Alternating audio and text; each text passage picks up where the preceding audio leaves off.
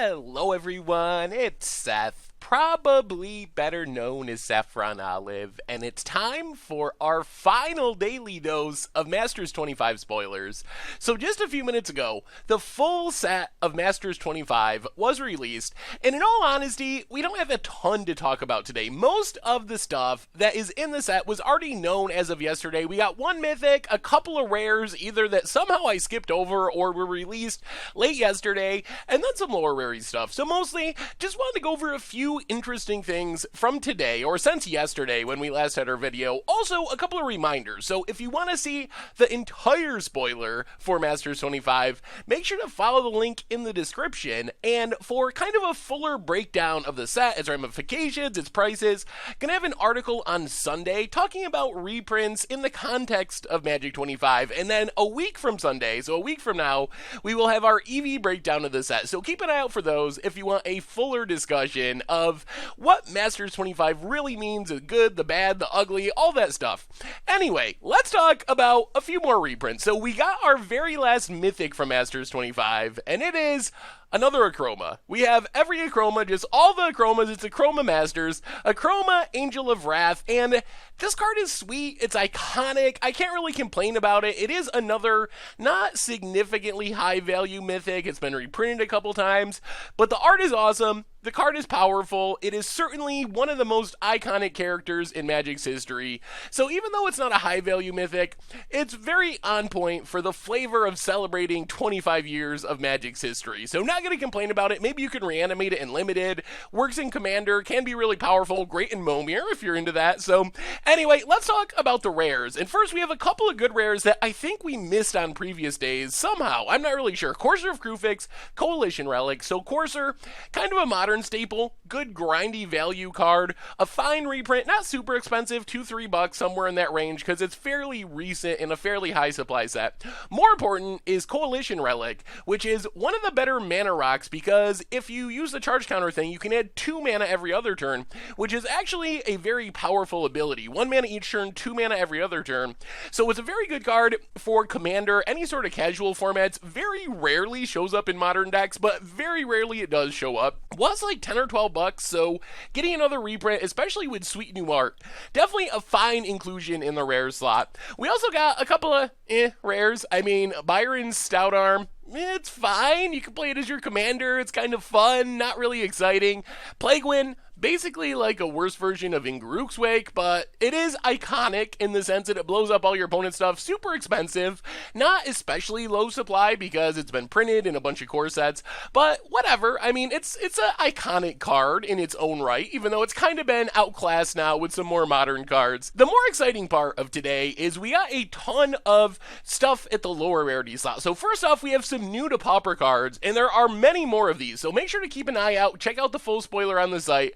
Fencing Ace, interesting with like Bone Splinter if you're playing like an equipment aggro deck. Double Strike on a 1/1 for 2 mana is a pretty good deal. Really scary if you just like play it, equip it with a Bone Splinter, you're hitting for like 6 with your 2-drop. Pretty fast clock. Loyal Sentry got the drop all the way down from rare to common, and I don't know what this does to the Pauper format, but it's always interesting to note when a card drops all the way from rare to common, skipping over the uncommon slot in between. Coruscant is one of my favorite cards. Play it in the blue-white Emiria deck. It's a great grindy, anticipate style of card, leaves behind a good body. We'll see if there's a chance this shows up in Pauper. If you have the white mana, it is basically a better version of Seagate Oracle. The question is, most of the decks that are playing Seagate Oracle are like blue-black decks, blue-red decks, so I'm not sure there's a blue-white deck that wants it. If you don't have the white mana, then it's worse than Seagate Oracle because it's going to die when it enters the battlefield. You got to sacrifice it. But it's possible in a blue-white deck that this could take over the slot of Seagate Oracle because it digs you 1 card deeper. And then Crimson Mage, down from uncommon to common. I don't know where this fits in Pauper, or if it even does fit in Pauper, but being able to haste in your big threats seems like it could be appealing in some builds, maybe with Gurmag Angler or big reanimation targets like Ulamog's Crusher. So those are our most exciting, I guess, new to Pauper cards, but there's more in the spoilers, so check it out. Otherwise, we got a bunch more high-value common and uncommon reprints. Ancient Stirrings, Modern Staple, Utopia Sprawl, surprisingly expensive, very good in Modern. Boros Charm can always use more. A Burn Staple, also sees playing Commander, protecting your creatures from Wrath. Street Race, ridiculously expensive, coming back. So getting a bunch more of all these cards, even at the uncommon slot, gonna help with the pack value, gonna help get the supply out in circulation, bring down the values, so you're not gonna have to spend ridiculous $20 on a playset of Utopia Sprawls, $40 on a playset of Street Race. Gonna make it a little easier to fill out your decks in the uncommon slot. We also got some more stuff that isn't quite as high value, but still fine reprints. Nile Spellbomb, Swords to Plowshares, Unearth, Swiftfoot Boots. These cards are iconic. They're worth more than bulk, so having them just kind of round out your packs is nice. One of the great things about packs of Masters 25 is you are going to open a lot of powerful cards. Not all those cards are going to be valuable, but there is a ton of powerful commons and uncommons, so if you're looking to like build a cube, just fill out commander decks, there is some value in just having a ton of these really powerful cards, because all these cards we've been talking about are played in their respective formats. Unearth and Commander and Legacy, Swords and Legacy, it's a staple, one of the best cards in the format. Swiftfoot Boots for Commander, Nile Spellbomb, all the modern cards we were just talking about, so it's cool that you're going to open powerful stuff in your packs, even if it's not necessarily valuable powerful stuff. Finally, I want to mention a few other downgrades. These ones went from rare to uncommon, so they're not legal in Pauper, but it's still interesting to see some rares getting that downgrade. Ire Shaman never really caught on, but it's a pretty powerful effect. Gives you a way to generate some card advantage in your mono red deck, kind of like a reverse Abbot of Carol Keep. Flip it around, get the top card of your library for just 1 mana to Megamorph it, make it a 3/2 with Menace. A pretty powerful card. Gonna see it a lot in Limited thanks to it being an uncommon.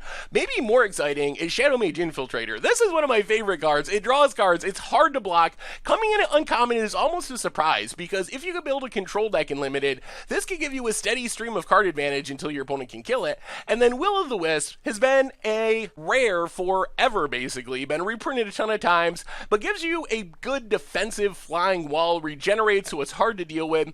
Interesting to see that coming in as uncommon as well. So those are my takes on our final day of Masters 25 spoilers. So let me know what you think. How excited are you for this set in general? Where is your general hype level? On a scale of 1 to 10, like, what are you feeling about this set? Are you happy? Are you super happy? Are you disappointed? Are you super disappointed?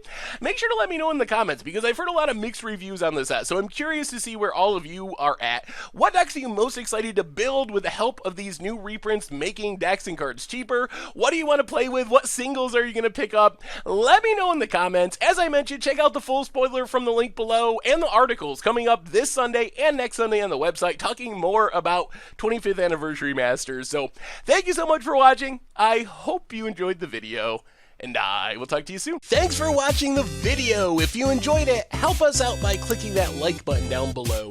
And to keep up on all the latest and greatest, click that subscribe button. And don't forget to hit that bell icon to get alerts whenever we have new videos. And if you want to, check out some of our other sweet videos here and here.